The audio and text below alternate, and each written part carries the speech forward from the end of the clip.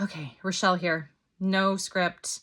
I think I have in my head what I want to say, but that should be very alarming because there's a lot going on up there. We'll see how this turns out. I'm going to get right to it. One thing that surprised me about motivational interviewing and ORS, just theoretically speaking, concepts, nothing surprised me. I had read you had assigned a reading assignment in another book that covered a lot of this. So I was reading it a second time put in a different way, in a different format. And what surprise came from is my connection to my personal life and my experience with motivational interviewing, and um how powerful it is. I've been to several different therapists over the years, and I can think of only one that I feel like used motivational interviewing with me. And it just so happened to be the one therapist that I feel like I made the most progress with, that I made the most growth with. And it was also the one that would not, despite me feeling like I wanted a therapist to ask me questions and tell me what to do, because my mind was thinking, if I would already know this, I would have already fixed it. So I need someone to tell me what to do. And when she didn't do that, that was really hard for me. And it kind of took some perseverance and some dedication to continuing that relationship, because there were days I would be like, I don't want to go in. I don't have anything to talk about. Um, but what she did do was, through all of that, was that she made me realize that I had everything I needed inside me already. Like everything. I just needed a little help unlocking it. So the surprise for me was coming from the revelation of, oh, I know what this looks like and I know what it feels like. And that was a really great thing. Number two, what ORs do you feel most comfortable with, and which do you find most challenging? As a teacher, I think that I know it's a different context, but still there's a skill and a knowledge of what these things are and what they look like. And so I know I'm going to have to learn how to use them in a different setting. But open-ended questions, affirmations, summaries, I'm great at it. I do it every day. Um, and I feel pretty competent in that. Reflective listening, I'm a really good listener too, because I don't know how you could be good at giving summaries if you weren't a good listener. I think I'm hanging on to the particular type of listening that they spoke about in, they talked about how incredibly powerful it was to clients. And that was the one where you could predict their next sentence and like respond that way. I think that gives me a lot of anxiety. And I think it also said that it requires a lot of practice. And I don't think that there's any kind of everyday practice that I could do to help me get there, so that when I am working with clients, I'm like ready to go. So I think just knowing that that's going to be something that I have to be okay with being bad at. So, and there's other types of listening that I can do and show beyond that. But of course, I just really, I care, and I want to be the best that I can be. So I want to learn how to do that. How do I see these skills being useful in your future social work practice? Well, whenever you work with people, I feel like, especially in people who are in they have some sort of need. We usually see people, regardless if they're voluntary or involuntary, like they all have something, a need that they need addressed.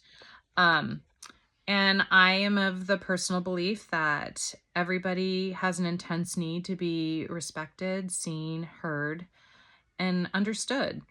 And it, all of those things all of those steps in ORs, the open-ended questions, affirmations, reflective listening, summary, like that just is everything you need to do to make a person feel that way. And so, it builds rapport, it builds motivation, it builds it enhances engagement, and it really forms like this partnership where I'm like, oh my gosh, we're not in it alone. So, or I'm not in it alone, or whatever it may be. I think it really fosters a connection, and that's so important in any kind of relationship, whether it be working, personal, whatever. Connection and feeling understood and heard and respected. A specific example of insight from the activities this week, I think it started with a little um, a little sentence or two that they talked about when they talked about the blame trap. And so for me, the blame trap, I feel like I fall victim to it a lot. So when I read that, I was like, oh my gosh, it really resonated with me and it caught my attention, because I'm either trying to figure out who to blame to release myself of responsibility for any kind of like how I participated in a situation or something that I did to cause something undesirable for myself, or I'm trying to figure it out so that I can prevent it from happening again. Because if I know, then I can make sure that doesn't happen again. But I really appreciated like how the sentence that they gave, like as an example of how a therapist could respond to someone who wanted to like get into the blame trap. And I liked that because I felt like if I can say that to someone else, that can be something I can say to myself. So, to help me when I'm in that space. But I also thought about how when you're forced to look within, about how that ties in with confrontation. And the book does talk about confrontation. And it doesn't talk about confrontation between two people. It talks about confrontation within oneself that comes from a place of reflection. So I really appreciated that part. I don't like confrontation with other people. However, I feel like confrontation has been in my life a really strong motivator for change. And although it sounds negative, like a bad thing, confrontation within myself has been really positive. And so again, having that experience and being able to draw off it, because it can look unpleasant. Confrontation within oneself can look unpleasant, but it's sometimes necessary in order to evolve and change. If everything always felt good, then there would be no motivation for change. So that's part one. Part two for the book, I'm going to answer all three questions just in one bang, like in one sitting. Could motivational interviewing be applied? Should it be applied? Why or why not? And what would the likely outcome be for all involved? Well, of course, I think it should be applied, especially with the social worker. And I don't really feel like I have enough information to understand whether motivational interviewing was used or not. And I mean, I don't think we didn't have like specific scripts. We do know that whatever process she used, she did form a good relationship with the Lees. So however that happened, they respected her. They got to be friends. Like it was a good working, and I feel like it was personal too, personal relationship. Like some of the boundaries seemed a little bit like blurred between professional and personal, but I think for that particular family, that was kind of necessary to get the buy-in for them. Could it be applied? I don't think so. And the reason why I don't think so is because there was a huge language barrier. And it wasn't just a lack of interpreters, it was a lack of direct translation, like terms. There's a lot of different terms that there was no direct translation from English or the other way around. And so there's a lot of meaning that gets lost in language and words. And I think that was a problem. Not to mention lack of interpreters, lack of reliable interpreters, there was nobody knowing if the right message was getting sent and if the accurate message was being relayed back. So it was very tragic.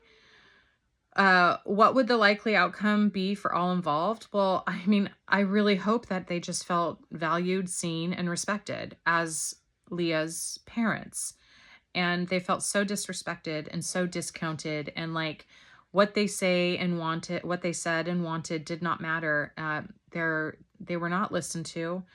They were discounted and looked at through a deficit lens. And hopefully, I'd like to think that if motivational interviewing was being used, we would have looked at them and thought about them as an expert in their own experience, and would have given them a little bit more credibility with what they were saying, or asked more questions, or been more curious as to why, or whatever the question may have been.